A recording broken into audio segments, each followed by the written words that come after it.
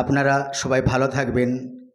দেব নেব, মিলব মেলাবো, ঈদ মোবারক। আজ রোজা সম্পর্কিত একটি আলোচনায় আমি হাত দিয়েছি। আশা করি মুসলিম সম্প্রদায় হোক কিংবা হিন্দু সম্প্রদায়ের যে কেউ হোক, আশা করি তার কাছে ভালো লাগবে। হ্যাঁ, রোজা হলো এমন একটি হ্যাবিট যা ট্র্যাডিশনালি ধরে চলেই আসছে এবং এটি একটি ঐতিহ্যবাহী জিনিসের মধ্যে রয়েছে যা জেনারেশন টু জেনারেশন ধরে চলে আসছে। যাই হোক, বর্তমানে এটি প্রচলিত হয়ে উঠেছে এবং বিভিন্ন ধরনের উপবাসের আকার নিয়েছে, যা হেলথ এর ওপর বিভিন্ন ধরনের প্রভাব ফেলে। রমজানের রোজা চলছে, অনেক লোক সারাদিন রোজা রাখছে, যা তারা সন্ধ্যায় বা দিনের একটি নির্দিষ্ট সময়ে ভাঙে।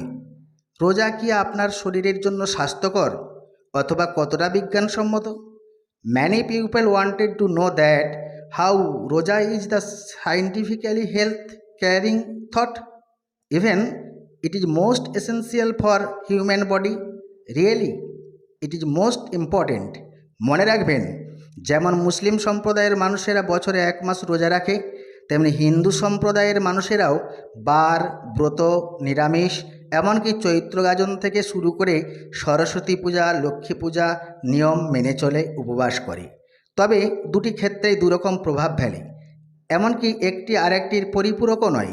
এবার আমি রোজা বা উপবাসের বৈজ্ঞানিক কারণগুলি উল্লেখ করছি। আশা করব আপনি সম্পূর্ণ ভিডিওটি না টেনে দেখবেন এবং মনোযোগ সহকারে শুনবেন, এবং আমিও স্যাটিসফাইড হব যে আপনি আমার প্রতি সম্মান জানিয়েছেন। এবার আসা যাক আলোচনায়। রোজা থাকা অবস্থায় কমপক্ষে 15 ঘন্টা প্রত্যেকেই জল গ্রহণ তো পরের কথা, থুতু পর্যন্ত গিলতে পারে না, এমন নিয়মই সংযম। তাই এই সময় পাকস্থলী, অন্ত্র, নালী, যকৃৎ, হৃৎপিণ্ড সহ অন্যান্য অঙ্গ প্রত্যঙ্গ বিশ্রাম পায়। তখন এসব অঙ্গ প্রত্যঙ্গ নিজেদের পুনর্গঠনে নিয়োজিত হতে পারে। অন্যদিকে দেহে যেসব চর্বি জমে শরীরের ক্ষতিকর কারণ হয়ে দাঁড়ায়, সেগুলো রোজার সময় দেহের প্রয়োজনীয় চাহিদা মেটানোর জন্য ছুটে যায়।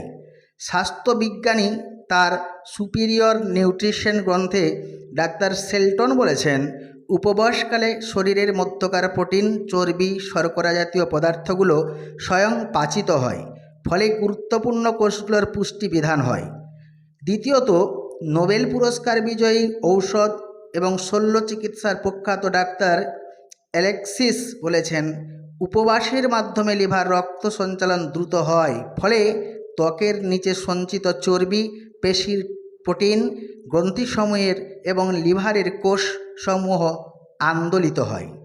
অভ্যন্তরীণ দেহযন্ত্রগুলোর সংরক্ষণ এবং হৃৎপিণ্ডের নিরাপত্তার জন্য অন্য দেহাংশগুলোর বিক্রিয়া বন্ধ রাখে। খাদ্যাভাব কিংবা আরাম আয়েশের জন্য মানুষের শরীরের যে ক্ষতি হয়, রোজা তা পূরণ করে দেয়। নম্বর 3, ডাক্তার আইজ্যাক জেনিংস বলেছেন, যারা আলস্য ও গোঁড়ামির কারণে এবং অতিভোজনের কারণে নিজেদের সংরক্ষিত জীবনশক্তিকে ভারাক্রান্ত করে ধীরে ধীরে আত্মহত্যার দিকে এগিয়ে যায়, রোজা তাদেরকে এক বিপদ থেকে রক্ষা করে। নম্বর 4, বিশ্বখ্যাত বিজ্ঞানী নাস্টার বার্নার বলেন, ফুসফুসের কাশি, কঠিন কাশি, সর্দি এবং ইনফ্লুয়েঞ্জা কয়েকদিনের রোজার কারণেই নিরাময় হয়। নম্বর 5, ডাক্তার দেয়ান AKM আব্দুর রহিম বলেছেন, রোজা ব্রত পালনের কারণে মস্তিষ্ক এবং স্নায়ুতন্ত্র সর্বাধিক উজ্জীবিত হয়। নম্বর 6, স্বাস্থ্যবিজ্ঞানী ডাক্তার আব্রাহাম জে হেনরি রোজা সম্পর্কে বলেছেন, রোজা হলো পরমহিতৈষী ওষুধ বিশেষ, কারণ রোজা পালনের ফলে বাত রোগ, বহুমূত্র, অজীর্ণ, হৃদরোগ ও রক্তচাপজনিত ব্যাধিতে মানুষ কম আক্রান্ত হয়। নম্বর 7, গবেষণায় দেখা গেছে রোজাদার পেপটিক আলসারের রোগীরা রোজা রাখলে স্বাচ্ছন্দ্য বোধ করেন। হৃদরোগ, উচ্চ রক্তচাপ ও হাঁপানি রোগীদের জন্য রোজা খুব উপকারী। ডাক্তারদের মতে রোজার ফলে মস্তিষ্কের সেরিবেলাম ও লিমেরিক সিস্টেমের ওপর নিয়ন্ত্রণ বাড়ার কারণে মনের অশান্তি ও দুশ্চিন্তা দূর হয়, যা উচ্চ রক্তচাপের জন্য মঙ্গলজনক। বহুমূত্র রোগের প্রাথমিক পর্যায়ে রোজা খুব উপকারী। ডাক্তারি পরীক্ষায় দেখা গেছে একাধারে 15 দিন রোজা রাখলে বহুমূত্র রোগের অত্যন্ত উপকার হয়।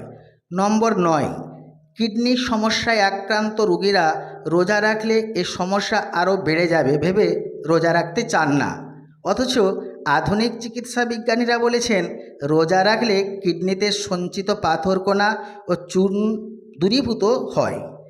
নম্বর 10, স্বাস্থ্যবিজ্ঞানীদের মতে রোজা রাখার উপকারিতা আছে। সারা বছর অতিভোজ, অখাদ্য, কুখাদ্য, ভেজাল খাদ্য খাওয়ার ফলে আমাদের শরীরে যে জৈব বিষ জমা হয় তা দেহের জন্য মারাত্মক ক্ষতিকর। 1 মাস রোজা পালনের ফলে তা সহজেই দূরীভূত হয়ে যায়। রোজা শুধু ধর্মীয় দৃষ্টিকোণ থেকে নয়, বৈজ্ঞানিক দৃষ্টিতেও রোজার উপকারিতা অপরিসীম।